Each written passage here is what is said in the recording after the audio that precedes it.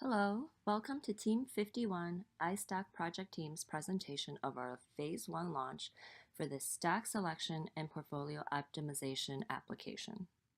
The full team is here, including Daniel Kaminsky, Kim Kaminsky, Michael Lawson, Elizabeth Mack, and Joey Yu are here, very excited to walk you through the full overview of our Phase 1 launch. My name is Elizabeth Mack, and you can call me Liz, and I will walk you through an overview of our company background, the objectives for our Phase 1 launch, what we are delivering for Phase 1, the methodology we used, our project timeline, and the project team. Then I will pass it off to Mike Lawson, and he will walk you through the tools/technologies we use for our project, as well as the data set we used. He will also review the first two screens of our FinApp, the Investor's Risk Tolerance Survey screen and the Stock Screening and Selection screen. After that, Joey Yu will take us through the Portfolio Optimization and Monte Carlo Simulation screens. He will also quickly go through the Summary Dashboard, Learning Center, as well as our mobile optimized website. Finally, Daniel and Kim Kaminsky will give you a full demo of our FinApp, which we are extremely excited about. iStack Corporation is a startup software engineering company formed in 2018 by a group of very talented data scientists. We've noticed that there is not a single all-in-one tool in the market today that does both stock selection and portfolio optimization, which we felt was a huge miss in the market and a great opportunity for our company. Our dream was to develop a full-scale, end-to-end stock portfolio selection, optimization, and prediction app for private investors and independent financial advisors. And that dream is realized today. We introduce FinApp, iStack Corporation's fully developed stock selection and portfolio optimization application. This application is an all-in-one tool that is tailored towards each investor's self-ascribed risk profile and combines stock selection and portfolio optimization with a 10-year Monte Carlo simulation of expected returns. The FinApp also includes a summary dashboard for the final selected optimized portfolio and a learning center to help end users learn about the key terms. Within the Phase 1 launch of FinApp, we have also developed a mobile optimized website because we know in today's world, people can't live without their phones for even a minute. I know even with my own kids, they're glued to their iPhones or iPads every minute of the day if I let them. As for our final project deliverables, I will briefly go through this as I think we've touched on most of these already. For Phase 1 launch, we delivered the initial findings report, the final report, the full-scale end-to-end portfolio selection, optimization, and prediction application, the summary dashboard, and a mobile optimized website.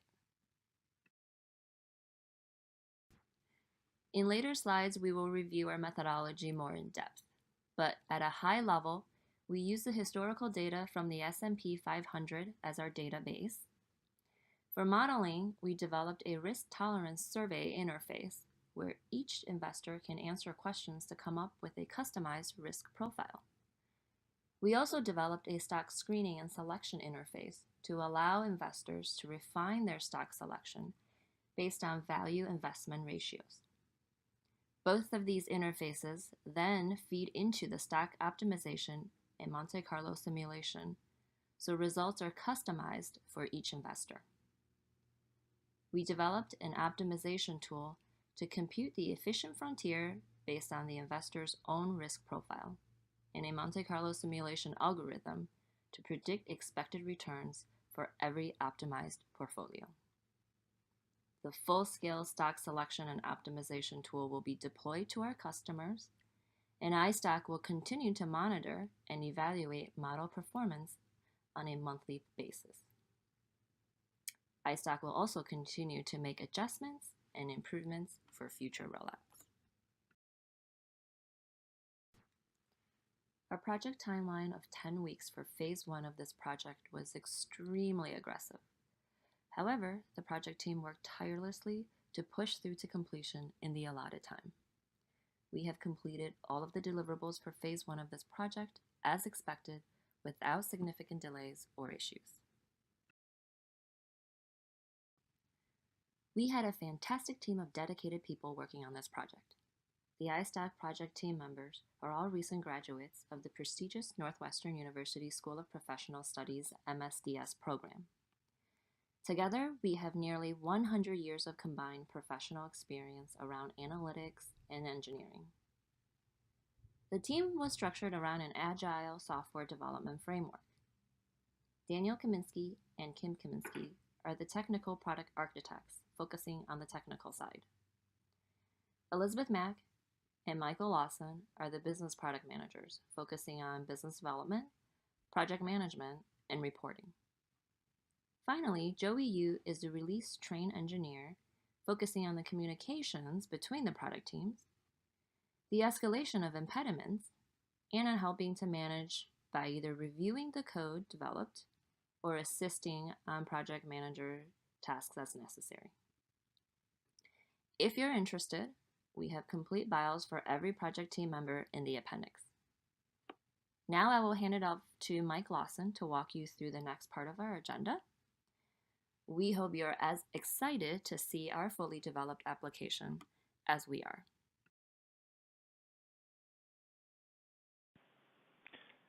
Thank you, Liz. Hey, hello everybody. My name is Michael Lawson, and I'm one of the founders of iStock, and I'm excited to talk with you today about FinApp, the amazing new investment portfolio optimizer. Okay, we're going to talk a little bit about the tools and technology now. Our application, like most in the world of investment and finance, has been developed using R plus Shiny. R provides the core statistical components, while Shiny delivers a modern, responsive mobile website. Some of the 32 R packages incorporated into FinApp include some common utilities used for data engineering, such as dplyr, tidyverse, and tidyr, as well as finance domain-specific specialty packages like Portfolio Analytics, QuantMod, tidyquant, and TTR. Furthermore, packages such as ROI and various ROI plugins were used for the optimization algorithms used by the Portfolio Analytics package. Phase 1 of our go-to-market plan is really all about establishing our infrastructure and service offering, building out our core functionality, and building brand recognition while taking the market by storm. Then, in Phase 2 of our release, we focus on scalable growth in the cloud, specifically Microsoft Azure, where we can leverage the robust Azure ecosystem by adding additional features and capabilities such as back-end databases to help in the creation of user profiles and the saving of session state, as well as automated and on-demand scale-out capabilities so that we meet the demand as concurrency grows while paying only for what we need when we need it. Azure will help us establish our subscription-based software as a service. The initial index supported by FinApp is the S&P 500, which is comprised of 502 stocks from 11 industries. For our project, we pulled daily historical data using the get symbol function from the QuantMod package. The variables in this data set include date, opening stock price, highest stock price for the day, lowest stock price for the day, closing stock price, volume, adjusted price, and the company ticker symbol.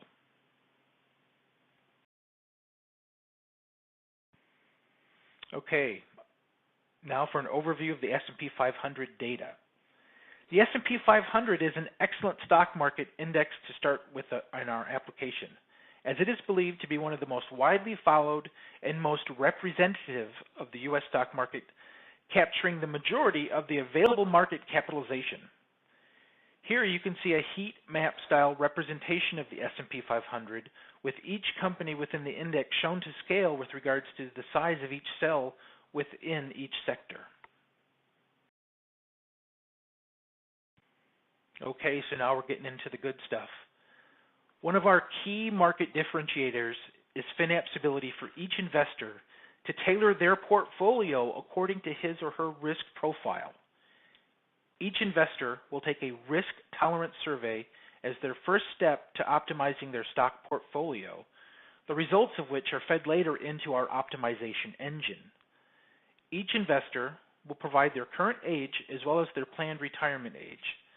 Then they will fill out a 5-question survey to assess their personal investment risk tolerance level.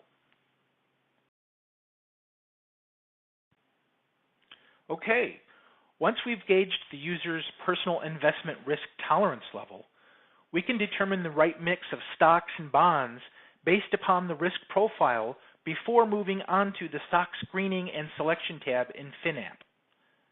The Stock Screening and Selection step allows the investors to enter in parameters related to the time period displayed, as well as modify ratios for stock inclusion and exclusion criteria. Likewise, the application will allow you to select any time period from 1 day to the 11 years of daily data. The risk-free rate displayed is the lowest return an investor can expect over a specified period from a completely risk-free environment. Notice how the ratio parameter values to select from incorporates the summary 5-number statistics from the data with the first percentile, the median, and the 75th percentile values presented to the user, and the lower and upper extremes entered as default values.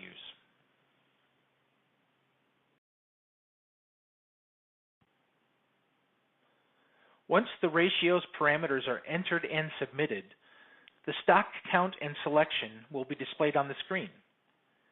FinApp takes a value investment approach with stock selection, which is achieved by the type of ratios offered as well as by the visual analytics aided as the graph showing the stock market line, or SML, to determine which stocks have a return better than the market return and which stocks have a return worse than the market return.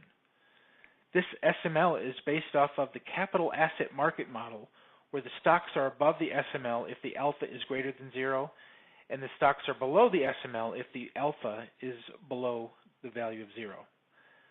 Alpha is the rate of return of a stock as compared to the overall market considering the risks.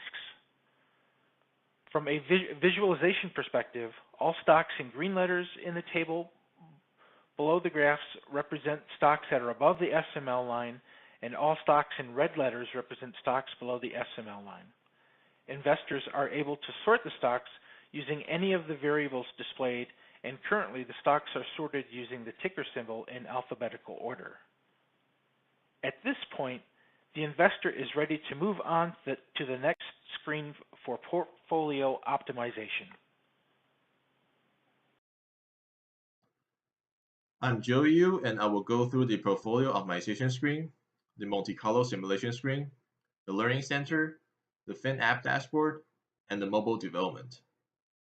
The portfolio optimization screen incorporates the data from the previous 2 screens, the Investors Risk Tolerance Survey screen and the Stock Screening and Selection screen, to provide the user with an optimized stock portfolio by minimizing risk and maximize the possible return as an output.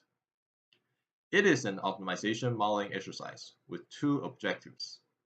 First, minimize risk, where risk is defined as the expected shortfall.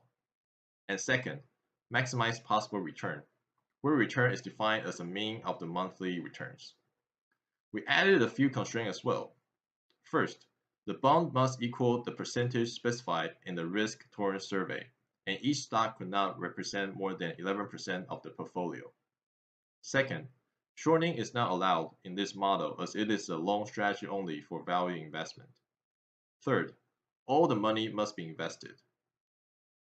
Here is a screenshot of the portfolio optimization screen. The user can enter the amount of money to be invested here in the middle. Next, the mean ETL efficient frontier chart on the top left is showing the range of optimal portfolios in blue dots, which forms the efficient frontier. The efficient frontier is a set of optimal portfolios that offers the highest expected return for the lowest risk. The chart also shows the highest Sharpe ratio of the efficient frontier portfolio, which is the Sharpe ratio of the optimal tangency portfolio that meets the tangent line in the plot. The Sharpe ratio is a measure to identify the optimal portfolio that minimizes risk and maximizes return. The higher the Sharpe ratio, the more the user maximizes the returns and minimizes the risk. Here in the middle, we have the stock correlation matrix chart. It provides the user with an overview of the correlation between the selected stock before. Having a diversified stock portfolio helps the user reduce risk at the cost of returns. It is preferable that the stock have negative correlations in a portfolio so that when one stock is increasing in value, the other stock is decreasing in value. A red color in the matrix means that the stocks are having positive correlation. We prefer a good mix of mostly negative correlated stocks, which are showing in blue or purple color, and only some stocks with positive correlations. Below is a portfolio optimization summary table. Each row represents a short-term bond and stock allocation strategies ranked by the Sharpe ratio from the most to least preferred. The first three columns are the Sharpe ratio, the expected annual return, and the expected shortfall, which is risk. The rest of the column are the percentage allocation of the bond and the stocks. The histogram on the top right corner shows the weight in percentage for the selected optimized portfolio. It is a visual summary of the investment funding distribution between the bond and the stock selected. The last item on this screen is the expected annual return versus expected shortfall at the top right corner. Here, the portfolio has a 1% chance of an expected shortfall of $18,000 and 99% chance to make money with a mean expected return of $192,000. The Monte Carlo simulation runs 100 simulations over a period of 120 months, or 10 years, and produces the annual compound rate of growth of the portfolio selected in the previous portfolio optimization screen. Here is a screenshot of the Monte Carlo simulation screen. The first graph is the simulation's cumulative growth. Each simulation run is represented by a different color, showing the upward trend rising from $1 to between 2 and 6 plus US dollars over the 120-month period. The 14.31% shown here is a compound annual growth rate over 10 years. The last graph is a summary plot that identifies the maximum, minimum, and median simulations results. It is showing the maximum is the simulation result end value of 6.4 US dollar returns for a $1 invested. The minimum is the simulation result end value of 2.1 US dollars return for a $1 invested. And the median is the simulation result end value of 3.7 US dollars return for a $1 invested. The above simulation results should provide the user with more confidence in the suggested portfolio by the optimization model output.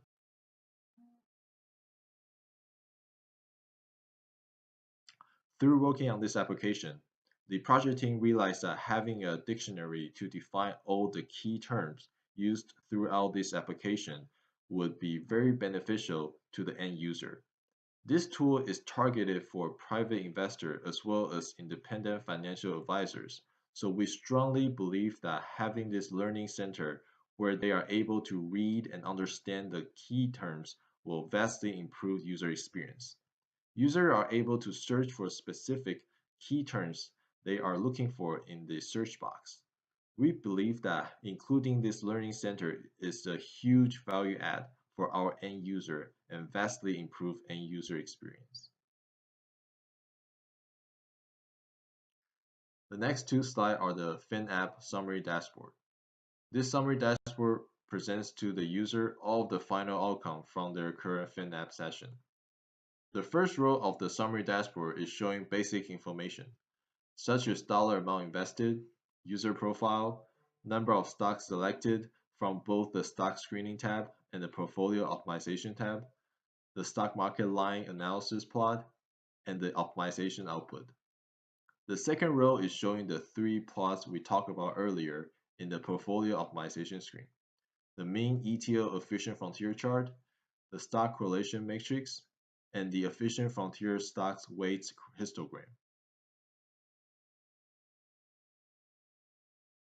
The third row of the summary dashboard is showing the Monte Carlo simulation output plus the portfolio's industry chart. The last row is an interactive stock price chart, which allows the user to further drill into a specific stock performance over time. Here are screenshots of our fully optimized mobile website. As with any project, when developing an app, we want to ensure that we are getting an optimal returns on our investment. What we want to avoid at all costs is a needless and expensive exercise of building an app to do something basic that can be achieved with a mobile website. R and Shiny are known for producing excellent mobile website without the need to write code outside of the R application.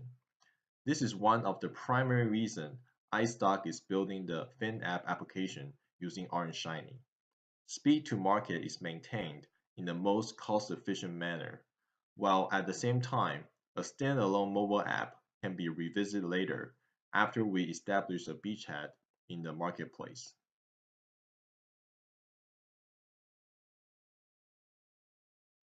Now you are familiar with our company, the background of the FinApp project, and the mechanism behind this application. Next, Daniel and Kim will do a live demo of the FinApp software application. Hi, we are Daniel and Kim Kaminsky and will present a live demo of the FinApp application for portfolio selection, optimization, and prediction. When the investor goes to the FinApp website, is first presented with a risk tolerance survey screen. In this screen, the user will have to answer 5 questions and adjust the sliders for the investor's age and desired retirement age. Let's fill in the survey first with the simulated answers of a savvy private investor. The first question is, to obtain above average returns on my investments, I'm willing to accept above average risk. Let's agree to that. In my investments, if my investments lose money over the course of the year, I can easily resist the temptation to sell them. I am comfortable investing in the stock market. When I put aside money for retirement, I do not plan on accessing it before I retire. I know quite a bit about economic issues and personal investing.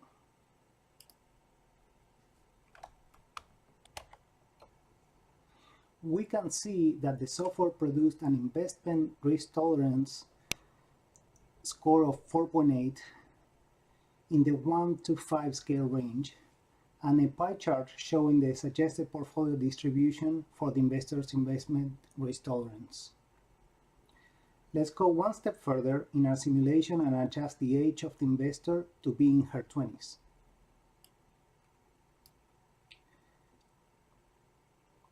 The pie chart now shows a suggested investment portfolio distribution of 10% in a short-term bond and 90% in stocks. That happened because the retirement horizon for the investor in her 20s and a target retirement age of 65 was now extended to 36 years. So the portfolio will have plenty of time to grow and recuperate from downturns during those years. This screen offers also a visitor's counter, as you can see here.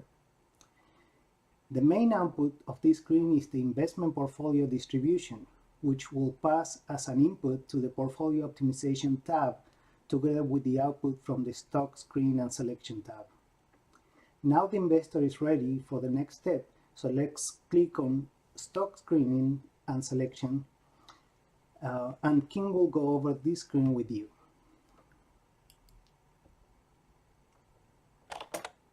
Thanks, Daniel. This screen allows the user to select stocks from the stock screening and selection.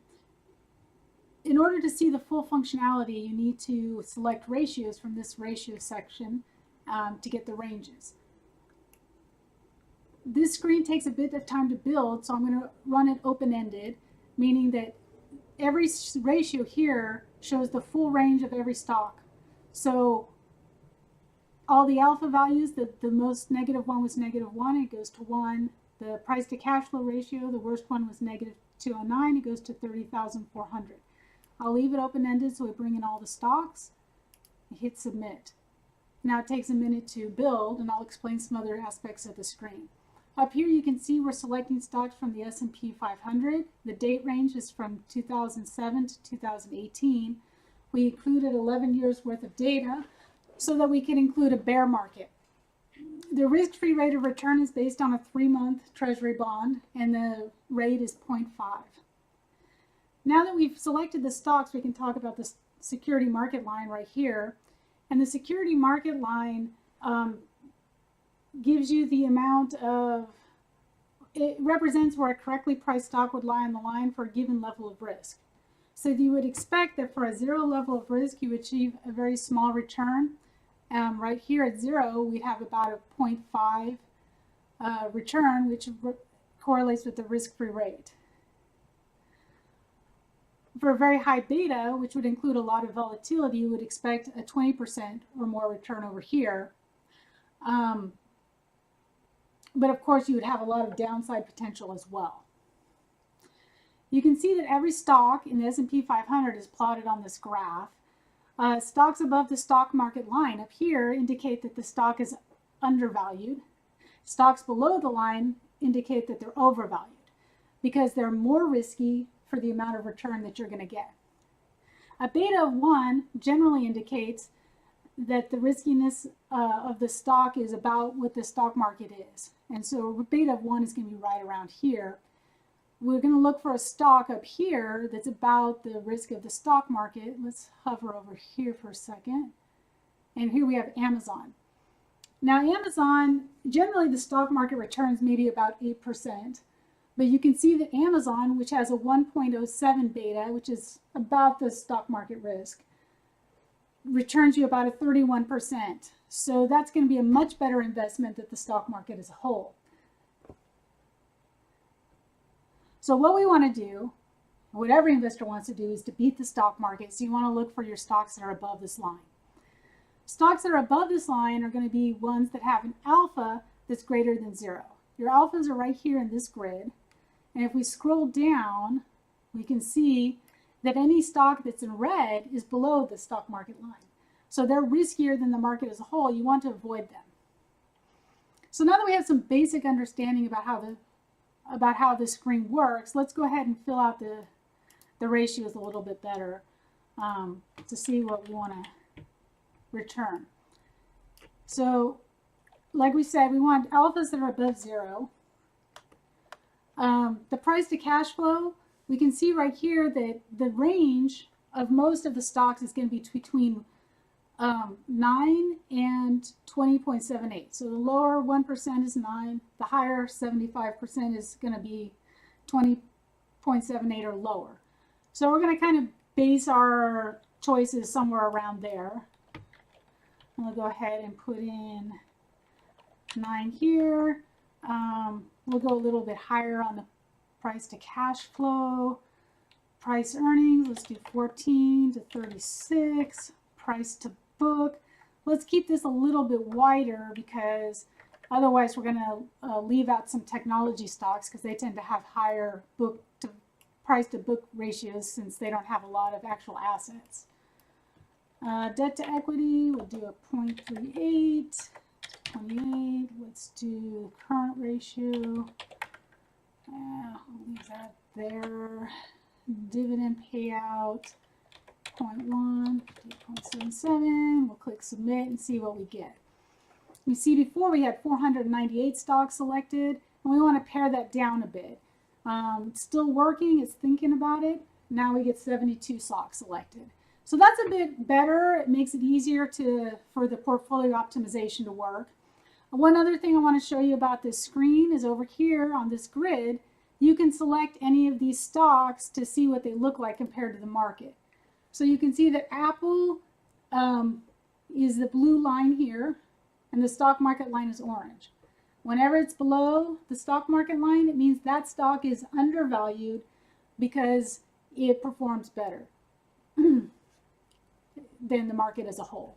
And right now, all of our stocks perform better, so we're going to expect to see that if we kind of click through here.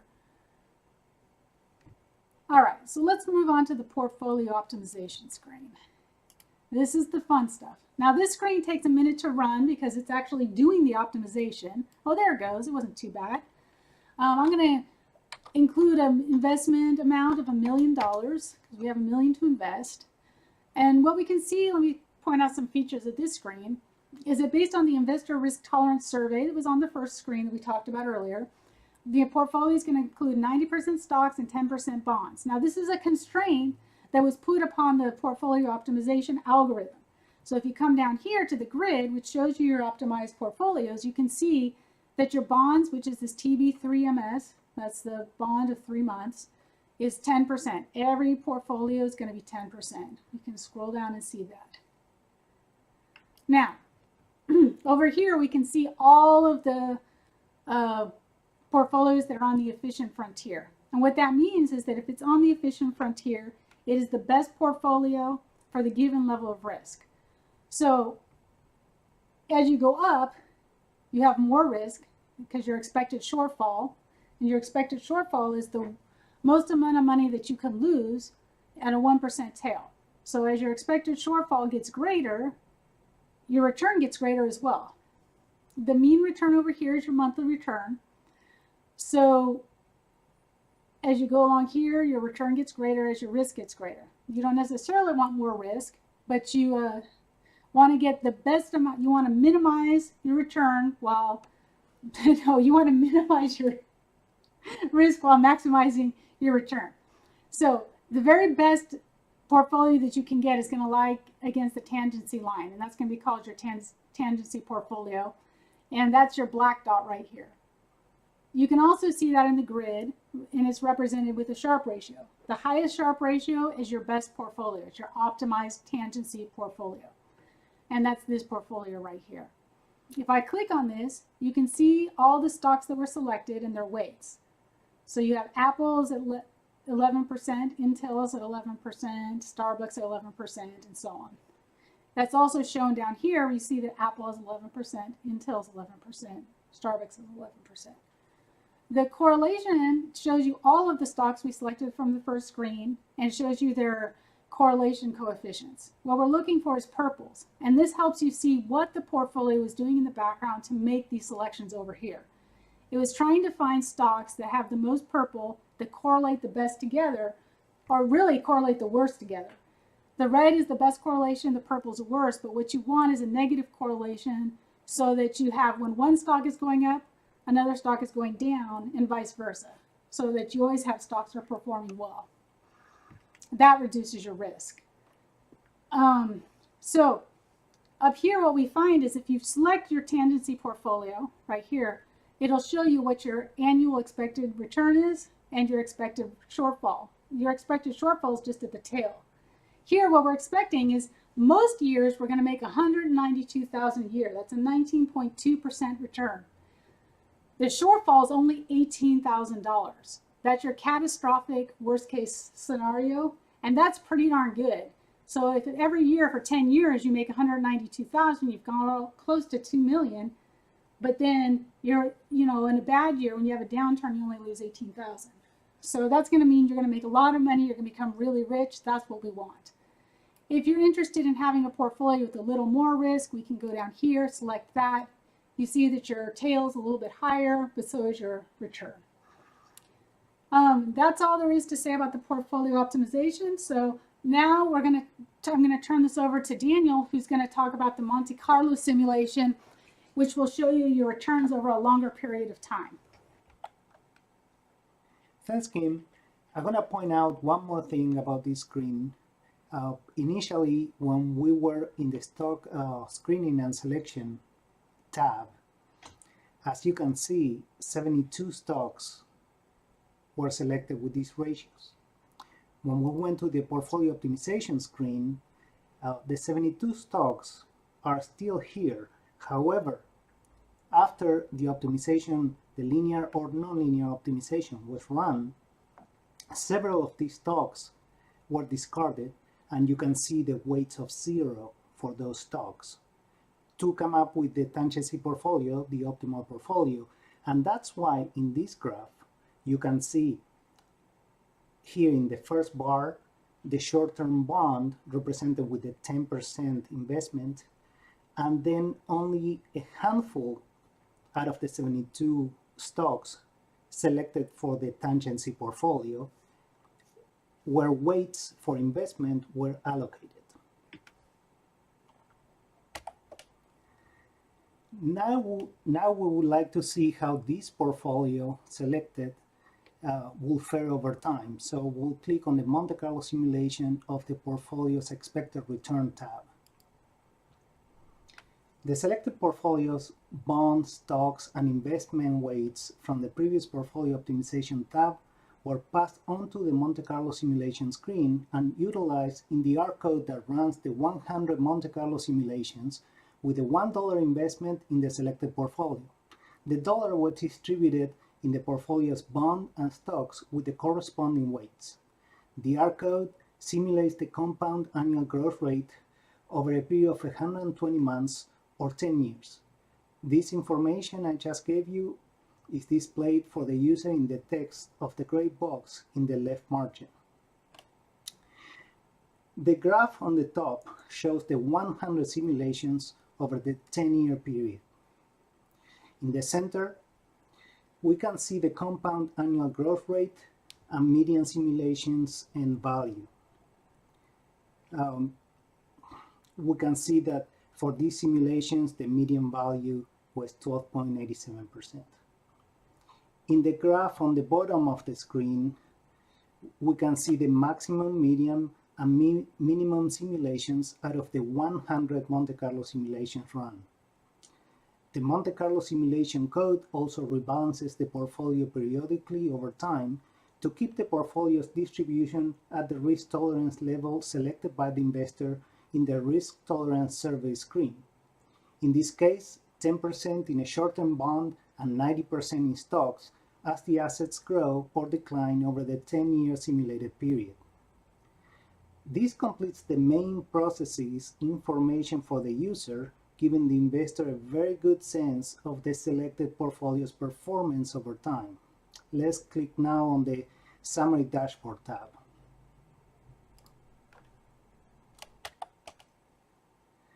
This dashboard, as described by its name, gives the investor a summary information of all the outputs produced, plus a few more points of information. One of those extra points of information is the portfolio's industry chart that displays the industry represented in the selected portfolio with the weights allocated in the investment of each one of those industries. Let me scroll down to show it to you. You can see the graph right here. Another of the extra points of information offered is the stock price chart, for which the investor can select from the drop-down menu any of the S&P 500 index stocks to look at the stock's historical prices. For example, let's choose Apple.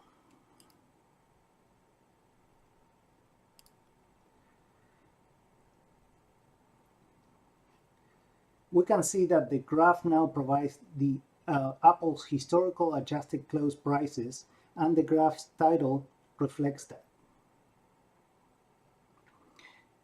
Apple is part of our selected portfolio, so really the investor can choose any of the chosen stocks for the selected portfolio to go further with a visual inspection of historical prices or any other stock.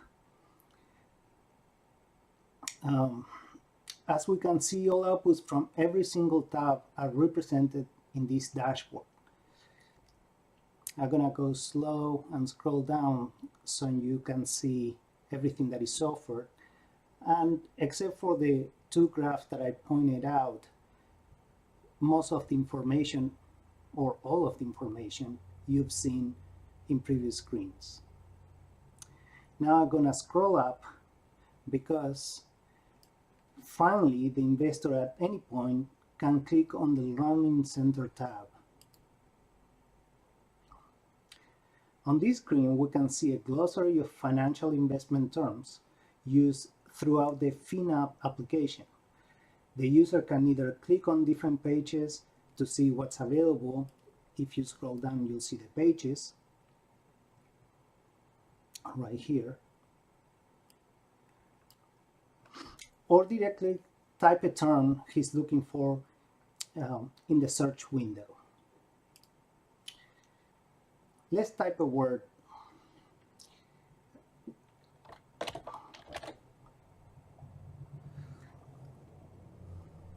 We can see that the word tail was found in the glossary terms as tail risk. Also, the word was found within the body of the definition text of the term expected shortfall. If we look through it, we can see here tail risk.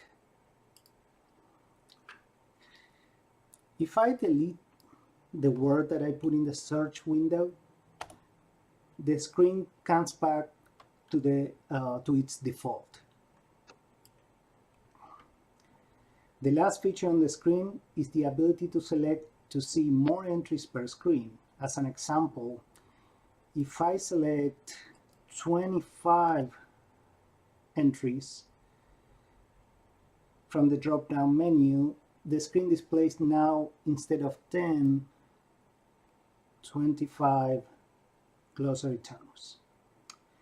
This concludes the live demo of the FinApp. We hope you enjoy it.